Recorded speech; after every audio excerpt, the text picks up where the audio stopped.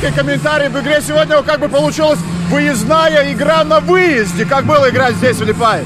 Ну, сложная игра, как бы мы сейчас находимся в не лучшем положении, много игр проигрываем. На выезде вообще сложно взять очки. Ну, была борьба, как бы жесткий хоккей. Хорошо, Динамо Рига забила больше голов, победили, поздравляю их. По-твоему, чего вам не хватило сегодня для лучшего результата? Робко начали, если честно, проспали начало, не знаю, в чем причина. Если бы вначале начали так же активно играть, как всю оставшуюся игру, там второй-третий период, я думаю, может быть, счастье было на нашей стороне. Сам тоже кулачный бой провел, что там было?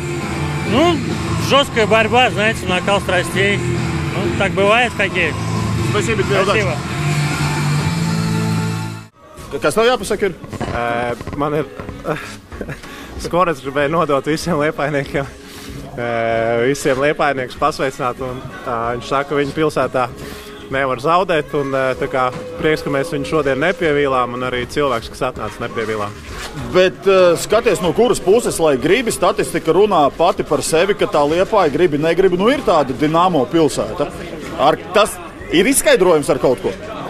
Es nezinu, kaut kā šodien vienkārši tiešām bija tāda laba aura hallē, tāda laba enerģija gan mums ģērbtuvē, gan arī, es domāju, tāda laba ķīmija bija ar skatītājiem. Un, nu, kas to es, varbūt tas laukums bišķi mazāks kaut kā pēdējā laika mūsu stilam varbūt bišķiņ parocīgāks. Nu, vismaz šodien tā izstījās. Uzvara ir, rezultāts 3-2 vai apmierinoši? Mēs šobrīd jebkuras punktiņas tabulā paņemsim, tā kā uzvara 3-2, 1-0 vai 10-0, kā lai saka, mēs paņemsim jebkuras 3 punktus. Tas ir kaut kas, no kā uzlādēties, tikai mums ir jāiemācās no tā uzlādēties, tad es domāju, jau aizies tā sniegt mums efekts. Paldies!